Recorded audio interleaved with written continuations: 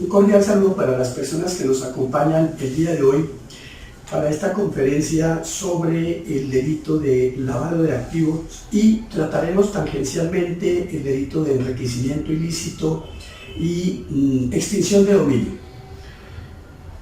Iniciamos manifestando que el delito se encuentra descrito en el Código Penal en el artículo 323. El que invierta, el que adquiera, el que resguarde, el que administre bienes que sean producto de un ilícito, incurrirá por esa sola conducta prisión de 10 a 30 años como responsable penal del delito de lavado de activos. Son múltiples las conductas que nos describe el Código Penal para incurrir en el delito de lavado de activos. No obstante, agrega en el siguiente inciso que puede también ser responsable el que por medio de cualquier otra conducta, de cualquier otra forma, oculte o dé apariencia de legalidad a bienes producto de un delito, de actos ilícitos. De tal manera que no es necesariamente el que adquiera, el que administre, el que guarde bienes productos del delito. No, el que realice cualquier conducta tendiente a ocultar el origen, cualquier conducta que quiera dar visos de transparencia a los bienes que son producto del ilícito, comete el delito de lavado de activos. Aquí entendemos nosotros lo delicado que es y cómo está configurado la norma penal, porque es muy sutil, es muy delgada la línea entre la persona que actúa de buena fe o la persona que dolosamente se puede ver dentro de una conducta de este tipo penal de lavado de activos. Primero que todo, tengamos claro que inicialmente existe un delito, una conducta delictiva, que esa conducta delictiva produce un dinero, unos bienes, que ese dinero, esos bienes, alguien quiere darles visos de legalidad o alguien quiere ocultar que son producto del ilícito. ¿Cuál ilícito? El código lo dice, trae delitos de extorsión, delitos contra el sistema financiero, delitos contra la administración pública, el secuestro extorsivo, el narcotráfico, la trata de personas. Está enlistado los delitos que pueden ocasionar que se produzcan estos bienes y que posteriormente se intente ocultar su procedencia. También aquellos bienes de los cuales se ha decretado la extinción de dominio. Entonces, viene un decreto de extinción de dominio que es un proceso diferente. Y cuando el juez toma la decisión, después del proceso de extinción de dominio, de manifestar o de decretar que ese bien directa o indirectamente proviene de una actividad ilícita, luego decreta sobre él la extinción de dominio, entonces se dice que se cometió el delito de lavado de activos.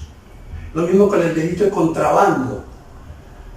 Cuando hay el tránsito de mercancías ya nacional o ya internacionalmente que no cumple con los requisitos, que no tienen los respectivos manifiestos, que no tienen la documentación legal para su tránsito, entonces decimos que aquí estamos frente a un lavado de activos. Son diversas las formas en las que se realiza esta conducta de lavado de activos. Resumámosla de esta manera. Movimientos de dinero en el sistema financiero. Quiere decir, este delito producto de los actos ilícitos, de los delitos ya enunciados, lo van a llevar a circular por medio de personas que presten su nombre, que presten su cédula, su identidad, para poner en circulación en el sistema financiero estos dineros, ya en cuentas de ahorro, ya en cuentas corrientes, en CDTs, en acciones, en seguros, en lo que comprende el sistema financiero. Pueden ser también movimientos en el sistema de comercio. Esto sucede a través de lo que comúnmente nosotros llamamos empresas fachada, empresas de papel, que se organiza la empresa única y exclusivamente para dar apariencia de legalidad a esos dineros que son producto de los delitos. Pero también se puede otra forma llevar a cabo el delito de lavado de activos es mediante movimientos de dinero físico en las personas. Es lo que comúnmente llamamos correos humanos. Aquellas personas que llevan consigo altas cantidades de dinero en efectivo, pero que no tienen un soporte legal, una documentación legal del origen de esos dineros, pero aún así los están transportando, los llevan consigo. Aquí me voy a referir a un caso que recientemente tuve sobre esta modalidad. La Fiscalía señaló, imputó, acusó y llevó al proceso a un ciudadano turco que en el aeropuerto del Dorado le fue incautado en su maleta de viaje, al interior de la misma, escondidos una cantidad importante de divisas, de dinero de distintas denominaciones, euros, dólares. Esta persona manifestó en su momento que era para comprarle una casa a su hijo, que vivía aquí en Colombia, en Cali, con su compañera sentimental. Habían acordado que iban a comprar esa casa para el hijo. Mostró como soporte las llamadas, los trámites, el precio de la casa. Manifestó que era un comerciante, constructor, que construía y vendía inmuebles en Turquía. No obstante, al no tener todo el respaldo del producto, del origen de ese dinero, consideró el juzgado que se tipificaba el delito de lavado de activos, porque es que el lavado de activos es un delito autónomo. Autónomo significa que no necesita de otro delito, que se compruebe el otro delito. Aquí hemos hablado siempre que es cometer la sola intención de darle apariencia, de ocultar el origen de un dinero que viene de un delito. Y entonces la pregunta cabe es, si no han investigado el otro delito, o si no está ya condenada la persona por otro delito, ¿cómo es que se supone el otro delito? O el delito inicial, el delito fuente. Ordinariamente el lavado de activos lleva como delito subyacente o fuente enriquecimiento ilícito. Si lleva un dinero, si no tiene la capacidad real de demostrar su origen, fue porque ya hubo un enriquecimiento ilícito, ya hay un delito. Ese es el subyacente o la fuente del lavado de activos. De tal manera que el juez halló penalmente responsable a este ciudadano turco del delito de lavado de activos en concurso heterogéneo con enriquecimiento ilícito, que es el delito subyacente. Lleva el dinero, hubo un delito, se enriqueció ilícitamente. El abogado que llevó el caso apeló ante el Tribunal Superior de Bogotá y los magistrados del tribunal confirmaron la sentencia condenatoria de este ciudadano por el delito de lavado de activos en concurso heterogéneo con enriquecimiento ilícito. Yo tomé las pruebas porque quedaba una última instancia de defensa, la Corte Suprema de Justicia, en sede de casación, una demanda de casación. Una vez el tribunal condena, entonces hay 5 días para que el abogado ante el mismo tribunal manifieste que va a interponer una demanda de casación, un recurso de casación ante la Corte Suprema de Justicia. Así se hizo. Dentro del término legal, se informó sobre la solicitud de recurso de casación ante la Corte Suprema de Justicia y hay 30 días para presentar la demanda o el recurso de casación. Esta es una demanda de altísima técnica jurídica. La misma jurisprudencia de la Corte Suprema establece unas normas muy precisas que llevan técnica jurídica especial para presentar esa demanda. Es por eso tan difícil la situación para quien presenta esa demanda de casación para que le sea admitida. Pero no solamente admitida, porque es posible que esa demanda supere ese juicio que hace la Corte Suprema en la técnica jurídica con que sea elaborado el documento, sino que después de ser admitida, entre a estudio, el abogado sustente esa casación y después que la Corte decida casar. Casar la sentencia significa dar la razón a la defensa y modificar esa sentencia condenatoria, declararlo libre a la persona. Eso se llama casar, en este caso de un delito de una persona condenada como lo fue este ciudadano turco. Presenté la demanda ante la Corte Suprema de Justicia y al cabo de los meses fue admitida la demanda y me presenté a la sustentación. Entonces el abogado debe sustentar frente a todos los magistrados de la Corte, de pie, en un atril. Para ello, la Procuraduría, la Fiscalía, todos concurren a dar su concepto sobre esa solicitud de casación, sobre esa demanda de casación. ¿Qué fue lo que vio el Tribunal Superior de Bogotá? Un indicio, o sea, un hecho indicador.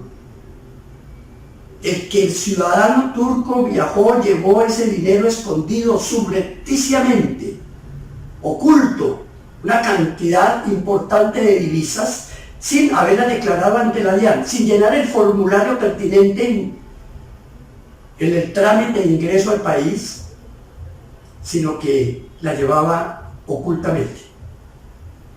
Aparte de eso, el indicio era que no soportó con pruebas el origen de ese dinero, porque en la ley se establece que es que el delito es autónomo. Quiere decir lo que dijimos al comienzo de esta conversación. No se necesita que se demuestre el delito subyacente, el delito base. No es necesario que haya una condena, que se demuestre que efectivamente había un delito como base de ese dinero. Infiere que existe ese delito por ese comportamiento de llevar ese dinero oculto. Dice el tribunal que el lavado de activos, hacer un delito autónomo, es suficiente con ese comportamiento para poder imputar y hallarlo responsable del delito de lavado de activos. Así las cosas, cita el honorable tribunal sentencias de la Corte, de la misma Corte Suprema de Justicia del año 2011. La Corte le contesta de la siguiente manera, hallando los elementos más sobresalientes y sencillos. Efectivamente, hay un solo hecho indicador, el haber ocultado el dinero, pero para dictar una sentencia condenatoria se necesita más, dice la Corte Suprema de Justicia en este caso. Se necesita de otro indicio, un indicio mínimo, como mínimo, que hubiese la Fiscalía demostrado la existencia o el vínculo del ciudadano turco con una actividad delincuencial, que debió haber presentado, debió haber documentado un indicio mínimo tan solo de la existencia de esa actividad delincuencial, o que ese dinero proviene de un delito, con un indicio mínimo. Porque es que para derruir unos conceptos constitucionales como el de la presunción de inocencia, de que está revestido todo ciudadano, o para condenar más allá de toda duda razonable, se necesita un material probatorio. Se necesita más allá de un simple indicio. Tiene que haber más actividad de la fiscalía para demostrar ese delito, para destruir esa inferencia razonable.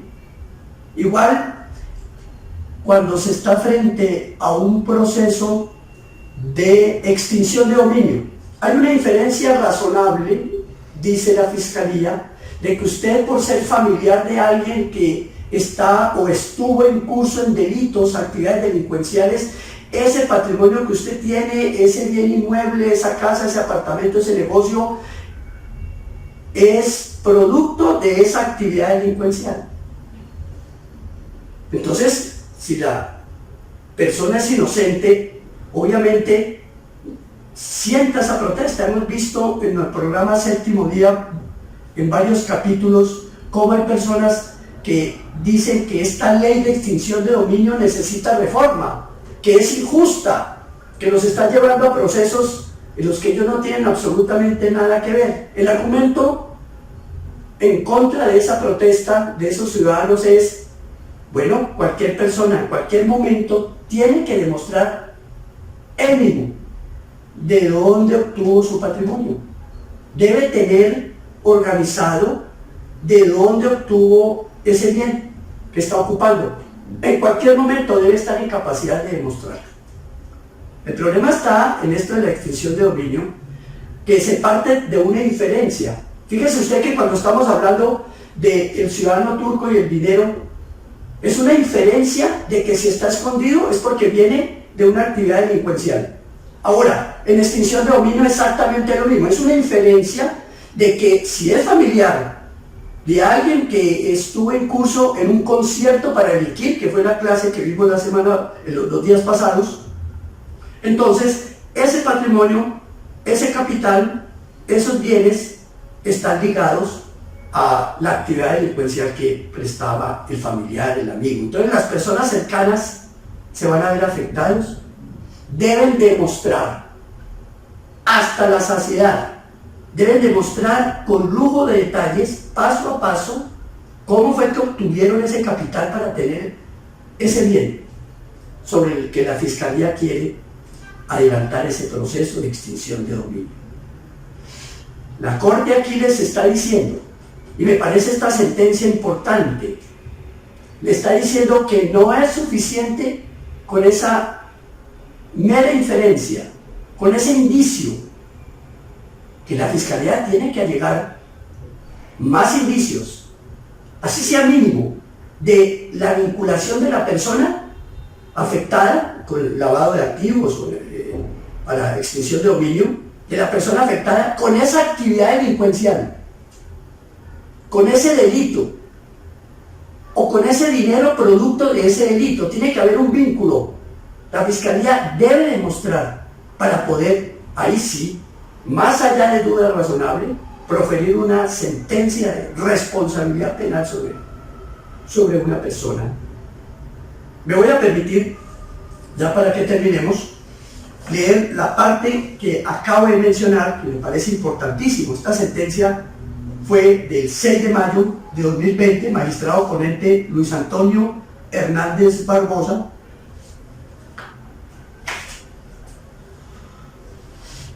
Ahora bien, dice en la página 22, ahora bien, para declarar probado que el dinero que portaba Isantarup era de procedencia ilícita, el tribunal utilizó una inferencia judicial que construyó a partir de los hechos indicadores, o sea, los indicios. 1. La forma oculta o subrepticia en la que el pasajero portaba las divisas y pretendió introducirlas al territorio nacional. 2. El hecho de no haberlas declarado en el formulario que para el efecto provee la DIAN. Y 3. La ausencia de un elemento de prueba con el que se demuestre el origen lícito de esos recursos. Lo que, según jurisprudencia de esta Corte, resulta suficiente para concluir la ilicitud por virtud del concepto de carga dinámica de la prueba. Efectivamente, el tribunal dice suficiente con esos indicios y suficiente con un concepto que tiene la Corte Suprema de Justicia, que se ha establecido para este tipo de delitos, la carga dinámica de la prueba. Es que eso es legal, le corresponde a él demostrar. Por eso le manifestaba que la persona debe de tener en cualquier momento la capacidad de demostrar el origen de sus bienes, el origen de su patrimonio. Al margen de la ocurrencia de los hechos, conforme fueron planteados en la acusación y sobre los que se insiste, no hay discusión. Al tribunal le bastó la supuesta inexistencia de prueba que demostrara la licitud del dinero incautado para colegir, sin más, que éste era de procedencia ilícita, valiéndose para ello de su particular lectura de los precedentes jurisprudenciales que ha emitido la Sala sobre la materia. Según el recurrente, esta conclusión a la que arribó el juez colegiado obedeció a un error, de hecho, en la lectura de la prueba para demostrar la licitud de la divisa que aportó la defensa. Más adelante, la Corte dice que la defensa aportó pruebas en las que se habla desde el inicio el origen de ese dinero. Entonces están las pruebas que él es un comerciante, que él es constructor, que está inscrito ante la Cámara de Comercio de Estambul, que está al día su empresa, que ha tributado, están los reportes tributarios de esa empresa legal, donde él es presidente, donde aparece como presidente, donde aparece el capital, donde aparece que ese objeto social sí se ha venido desarrollando, donde aparecen documentos que aportamos debidamente apostillados, en donde dice que ha realizado transacciones sobre bienes inmuebles que él mismo ha construido, que para esa época de los hechos se comunicó con su compañera sentimental diciéndole que iba a viajar a Colombia para comprar una casa, que averiguara el costo de la misma. Después están las comunicaciones entre ellos donde le dice cuánto vale la casa y él vende una casa un tanto de valor mayor, recibe el dinero, están los soportes del banco o de Obank de Estambul, en donde recibió en liras turcas, están los soportes de la cantidad recibida a nombre de él mismo un mes, casi 2 meses antes de su viaje a Colombia, de tal manera que si vimos toda esta cantidad de documentos, se le dice a la Corte Suprema de Justicia, aquí sí hay prueba, no solamente un indicio, está el indicio de ocultar el dinero y que por ley pareciera ser o interpretarse que es suficiente. No, la Corte quedó establecido, se necesita otro indicio mínimo en que vinculen a la persona con alguna actividad delincuencial o que ese dinero es producto de la actividad delincuencial. Por eso decidió la Corte casar la sentencia, quiere decir modificar ese fallo, y absolvió al ciudadano turco de ese delito. ¿Cuánta dificultad para él, para la familia, para la promesa que hizo a su hijo, al niño en la casa? ¿Cuánta dificultad? ¿Cuántos años de prisión?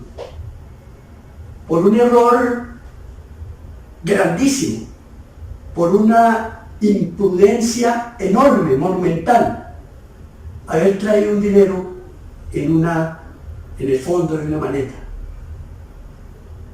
¿Cuánto problema se vino? Por eso yo aconsejo que las personas tengan mucho cuidado cuando se trate de transacciones, de no prestar su nombre, de cuidarse mucho dónde es que van a firmar, qué van a firmar, de ser muy prevenidos en cuanto a su número de cédula, de no prestar el documento, de conocer directamente a la persona con la que van a hacer un negocio, tratar de evitar al máximo intermediarios.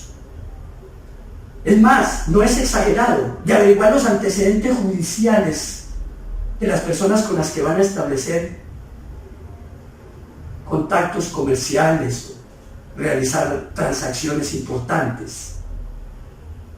Y si es posible, de consultar con un abogado, para que el abogado estudie los títulos, para que el abogado vea el origen, para que vea la tradición de ese bien. Estamos hablando de un bien inmueble, cuando se va a hacer una transacción con bienes inmuebles, que el abogado haga un estudio de títulos, porque las personas no conocen esos temas. Cuando uno enferma tiene que ir al médico, no automedicarse.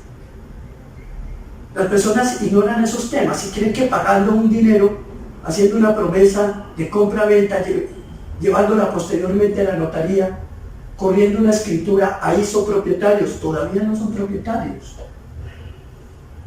Alguien tiene que indicarles que deben inscribir y ir a registrar ese documento a la Oficina de Instrumentos Públicos, para que ahí sí pueda decir: soy propietario, porque este momento, si ya está ocupando y ya dio ese dinero, es poseedor.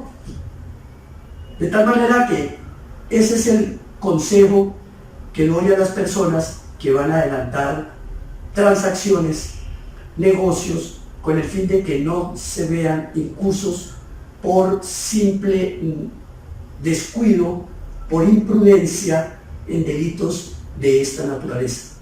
Les agradezco enormemente la asistencia a esta conversación, y ya en esa misma página anunciaremos la fecha en que tomaremos otro tema similar a lo que hemos estado tratando. Gracias mil.